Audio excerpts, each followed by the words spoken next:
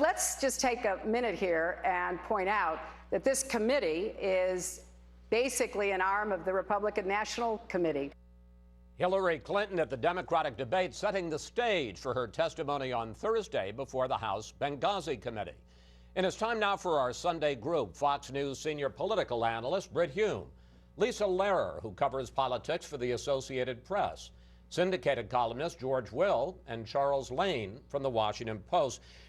Brit, I don't think there's any doubt Clinton has really been helped, and she's been milking it, if you will, by comments by a couple of House Republicans who seemed basically said that the committee was all about trying to hurt her poll numbers.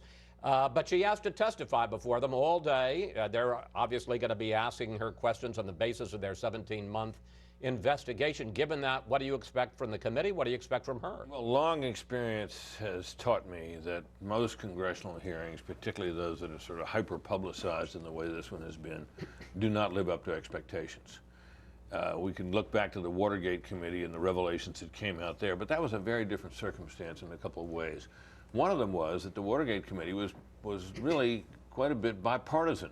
A number of Republicans on that committee decided to join the posse to pursue Richard Nixon and his administration. That's not true here at all. This committee is divided totally along partisan lines. And of course, the questions always ping-pong back and forth among the members as you go, which breaks up lines of questioning, and you don't get back to the original questioner for quite a long time. So it's a format that favors the witness. And as we saw in the debate, Hillary is a capable advocate, especially for herself. So, you know, they may do great. They may produce things we haven't seen before, but I wouldn't be certain that that's going to happen.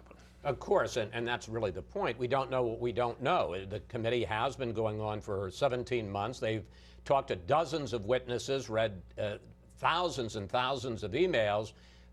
We're getting ahead of ourselves here, guys, that haven't been come into evidence before. But we asked you for questions for the committee. Suzanne Pearson sent this on Facebook. Why did she lie and say it was a video when she knew it was a terror attack? And we got this tweet from Ellen Clagy. Will she be hooked up to a lie detector? Lisa, what do you hear from the Clinton campaign? How worried are they about what the committee may have come up with? Well, the Clinton campaign certainly publicly is putting on a very strong face that they think that this is a committee that is a purely partisan exercise. They're going to overreach. They're going to be unable to delve into things like the emails and go beyond the scope of just Benghazi.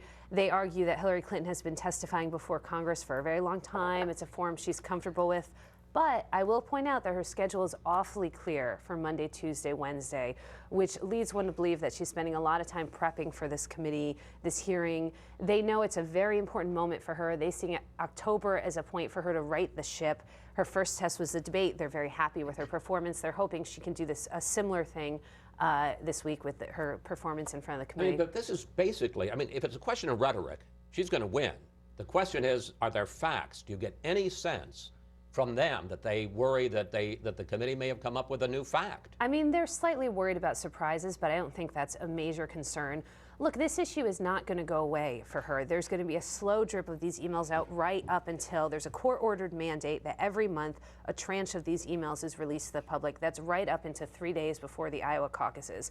So her campaign has reconciled themselves to the fact that they are going to be living with this issue for the duration of this campaign, certainly for the primary, probably through the general election. So even if there are new facts that come out, they've sort of made their peace with it, and they're ready and engaged to spin them in whatever way is necessary. Then there's President Obama, who reportedly angered the FBI agents who have been investigating Hillary Clinton's emails and whether there was some classified information on them, by declaring on 60 Minutes that there was no wrongdoing. Here's the president. I can tell you that this is not a situation in which America's national security was endangered. George, is the FBI being too sensitive about that comment from the president, or do you think the president was trying to put his thumb on the scales of justice and basically sending a message, lay off Hillary Clinton? It's not being too sensitive because we've seen this minuet before. When the IRS scandal broke, and the IRS immediately said, yes, we did something wrong, but it was some rogue agents in Cincinnati. As the investigation or non-investigation began, the president said, "There's terrible stuff going on." And then he sat down with Bill O'Reilly, I believe it was on a Super Bowl Sunday. It was indeed. And said, not a smidgen of evidence. Now, how he knew this, I don't know, because there was no investigation. Whether or not that intimidated the Department of Justice, we don't know. We don't even know if this Department of Justice needs intimidated. We'll learn more about this when, as I suspect will happen, there are impeachment proceedings against the current director of the FBI, who is continuing, of the IRS, who's continuing the cover-up. A lot of members of the House want this to happen.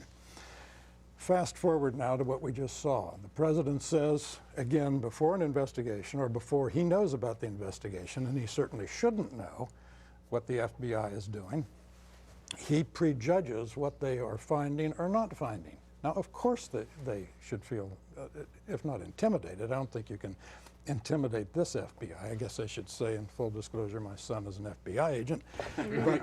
But, Is he on the case? no, he's not. But again, this takes place in a context conditioned by the David Petraeus case, wherein some similarities, some dissimilarities. And just quickly point out, David Petraeus, of course, the great American general, but he was CIA director. Go ahead. Right. Now, if Mr. Obama actually knows that there was no national security implication of this, then presumably Mr. Biden knows that. On the other hand, if the president was firing a shot across the bow of the FBI, it's because he is worried, and perhaps Mr. Biden has information about legal jeopardy that Hillary Clinton is in. Man, that is complicated. We're going to get back to Biden in a moment, but I want to pick up on Hillary Clinton in the debate. By all accounts, she had a strong debate and steadied a campaign that seemed to be in some trouble. But there was one curious moment when she was asked about which of her enemies she was most proud of. Here's the answer. Well, in addition to the NRA, the health insurance companies, the drug companies, the Iranians, probably the Republicans. The Iranians and the Republicans. Chuck, afterwards, Clinton said she was just kidding. Was she? Well, I don't think so. I think she feels very much hostile to the Republicans, and they feel very hostile to her. I think she made what struck me as the question was, what's your one enemy? And she sort of hogged it and took 5 enemies. And if you really think about it, she's equating the NRA with the Iranians and the health insurance companies with the Republicans and so on and so forth. But, you know, the way that played on television, though, I think was a net plus for her because it was humorful. There she was smiling and she was relaxed and she was at ease. And that was the nature of her performance all the way through that debate. And I think she slayed a lot of dragons that evening that had been bothering her in this campaign. And she comes into this Benghazi hearing on an up note, which, just to go back to the Benghazi hearing for a minute, we thought she'd be coming in sort of hounded and harassed and on a down note. I think she comes in brimming with confidence. She's been handed a couple of unforced errors by Kevin McCarthy and company. And we've seen, another thing we've seen in hearings in the past, Brit, is where the witness somehow turns the tables on the committee. We've seen Ollie North do that. And I wouldn't be surprised if she's looking for a way to do that. You know, she'll try turn to do the that. tables Again, on them. I think it comes down to the facts. I mean, either the committee has come up with something in 17 months and $5 million, or they haven't, and that's going to be the key. All right, in the time we have left, the continuing mystery of Joe Biden and whether or not he's going to get into this race. Lisa, this is what you do for a living. What can you tell us? I think nobody really knows except for Joe Biden and maybe his family and a couple close advisors. What I can say is every day he waits, it gets harder. You have Hillary Clinton with $30 million in the bank. You have Bernie Sanders with close to $30 million in the bank. They have people all over the country. She has 22 people in Nevada alone. Sanders is making inroads. Then it's hard to set up a campaign so quickly. There were a couple of interesting things that Biden did. He had one of his closest people, Ted Kaufman, the person who replaced him in the Senate when he became vice president, send a note out to all the supporters saying, keep your powder dry, this door isn't closed, I may still get in, and if I get in, I'll need you yesterday. Then he's talking to Harold Schaitberger, the head of the firefighters. I mean, he sure is making an effort to stay in the conversation. And he certainly wants to leave the option open for him to get in the race. he's watching this Benghazi hearing just as closely as about anybody else. So do you think he'll wait to the Benghazi hearing?